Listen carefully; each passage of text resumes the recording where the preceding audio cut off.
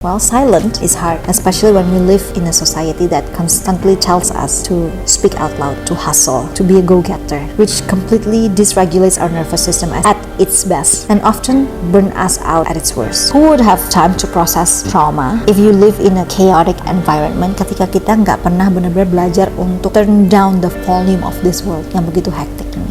Chances are you will bleed on the people who never even wounds you. You will bleed on people who never cut you because of trauma.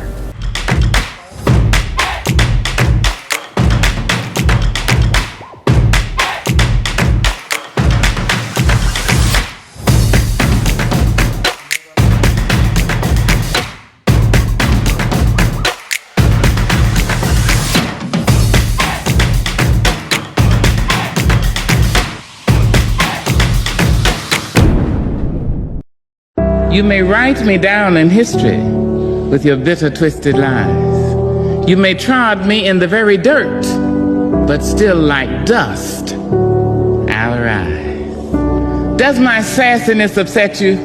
Why are you beset with gloom?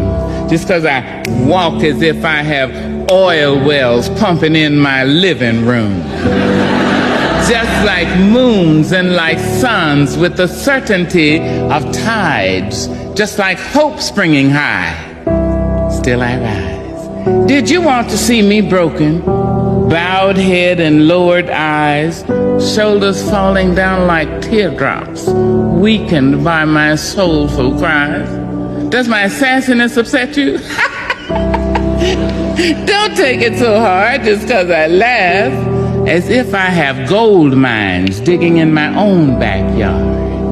You can shoot me with your words, you can cut me with your lies, you can kill me with your hatefulness, but just like life, I rise. Does my sexiness offend you? Oh. Does it come as a surprise that I dance as if I have diamonds at the meeting of my thighs? You may shoot me with your words, you may cut me with your eyes, you may kill me with your hatefulness, but still, like air, I'll rise. That's one of the most famous quote from my greatest spiritual teacher, said Jesus, the legendary author, the thinker, and the poet, Dr. Maya Angelou. Nobody on this planet has taught me better from their lives more than Dr. Maya Angelou. Yang bikin dia hebat bukan hanya karena apa yang dia mampu untuk lakukan, tapi apa yang dia alami dan apa yang dia pilih untuk lakukan setelah mengalami semua yang dia alami, dan gimana dia bisa influence others. And that's the reason why I want to feature her. That's the reason why I want to discuss about her in this episode. Growing up in a creative home, my parents introduced me to the most favorite marvelous artists. Dari incredible talent such as Dali, Da Vinci, Blanco, Opa Teja, Suminar dari Bali. We used to spend hours painting together, my dad and I, and discuss about life, and discuss about this artist punya eccentricity, dan kayak kira-kira kenapa ya dia bikin karya ini, apa yang dia alamin, apa yang kita rasain waktu kita ngeliat karya-karyanya, dan kira-kira kita bisa replicate yang mana ya, kira-kira kita inspired sama karya-karya yang mana dan yang mana kita bisa lakuin. And from my mom, I learned a lot. Dia yang linguistic one in our family. Dia yang lebih berekspresi lewat verbal. My dad lebih visual, my mom lebih verbal, and I got it both from them, which I'm very lucky to have them both. My mom, her love for poetry, sajak, syair, buku, author-author yang hebat. We love to discuss about some of the greatest minds that she loves.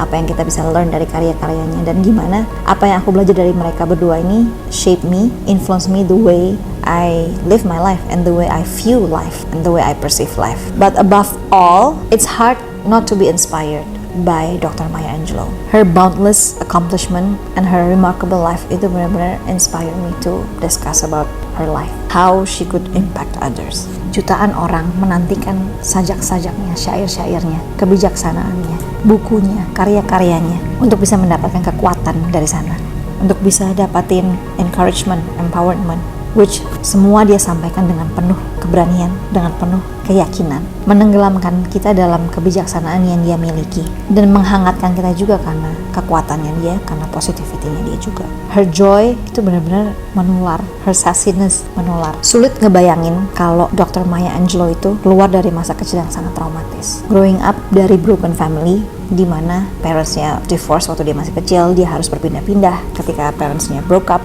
ketika parentsnya divorce, dia harus dititipkan ke neneknya, yang dari sana dia juga dapetin banyak bullying dari sekitarnya, yang akhirnya dia dijemput lagi sama mamanya dengan kondisi ayah yang baru, yang mana ayahnya yang baru ini melecehkan dia, tidak hanya secara verbal tapi juga secara seksual, yang mana ketika dia dilecehkan umurnya masih belum genap 8 tahun. She got sexually assaulted, molested by her stepfather, yang dimana gak cuma berhenti di sana, dia diancam, ditakut-takuti bahwa kalau misalnya dia berani angkat bicara tentang apa yang dia alami, kakaknya dia, Bailey, akan dibunuh, yang mana dia harus endure the shame, the pain, the disgust, whatever it is that she felt back then, whatever it was, dia harus bear that pain alone. Sampai akhirnya dia gak kuat karena dia dekat banget sama kakaknya, dan akhirnya dia menceritakan apa yang dia alamin ke kakaknya Bailey. Dan pastinya namanya kakak ya, geram ya, tahu adek gue diginiin anjir gitu kan. Akhirnya kakaknya ambil tindakan melaporkan si Mr. Freeman ini yang melecehkan dia. Dia akhirnya masuk penjara. Sampai dia di penjara, Mr. Freeman ini dipukuli dan mati di penjara itu. Dan karena memang si Maya Angelou ini mungkin hatinya juga sangat baik ya,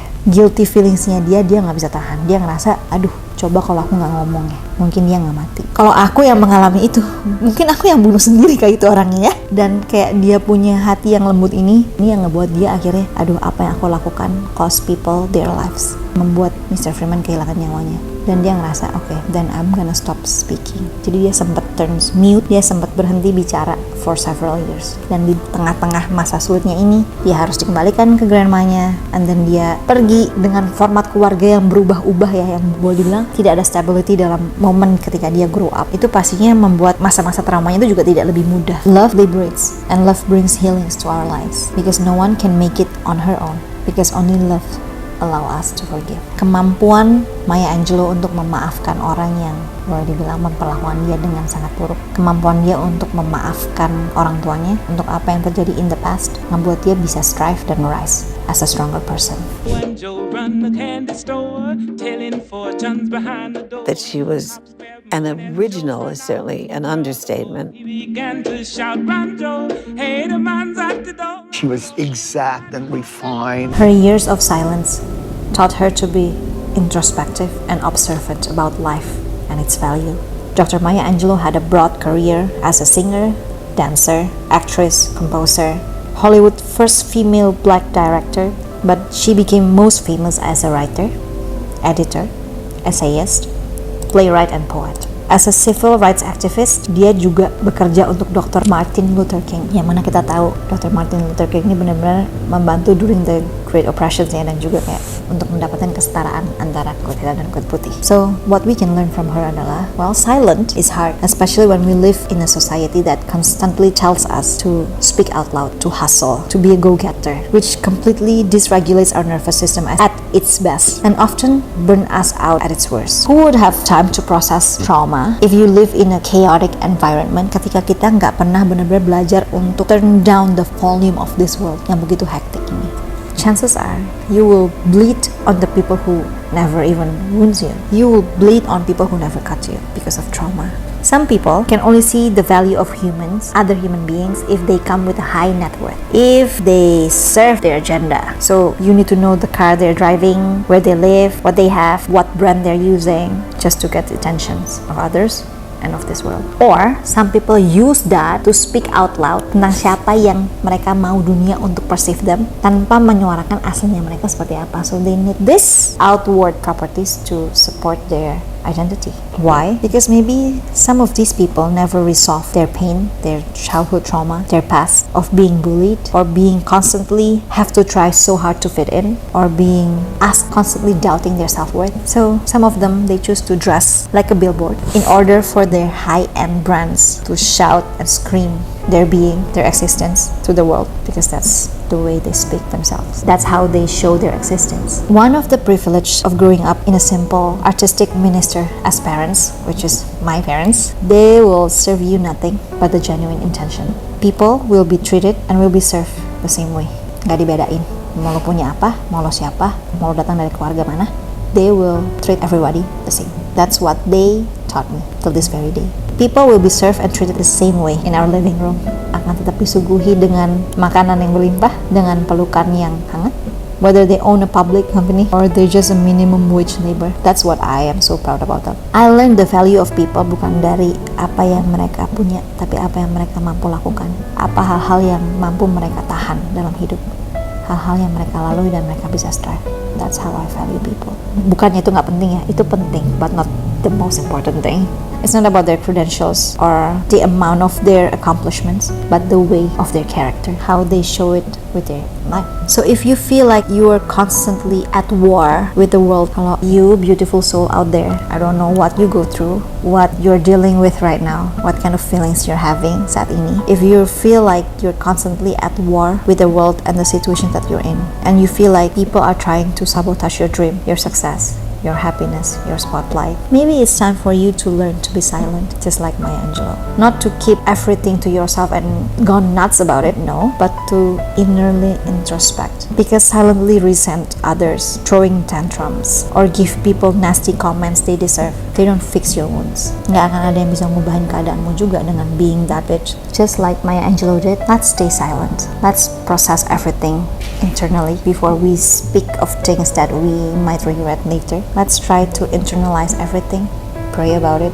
process it, and remember that only love liberates and brings healings into our lives. Cheers. 9 times you should be silent at all costs. 1. Be silent in the heat of anger. Anger is a state where the tongue works faster than the mind. 2. Be silent if you don't know the full story. Jumping to conclusions can cause misunderstandings and unnecessary conflicts. 3. Be silent if your silence can save relationships and bonds. Not every thought needs to be vocalized. 4. Be silent if you can't talk without yelling. 5. Be silent when you feel too emotional to be rational. 6. Be silent when the words you use can destroy your friendship or relationship. 7. Be silent when listening is more beneficial than speaking. 8. Be silent when you're unsure of your own feelings or motives. Sometimes introspection requires quiet. 9. Be silent when the environment is tense and adding words might just fuel the fire.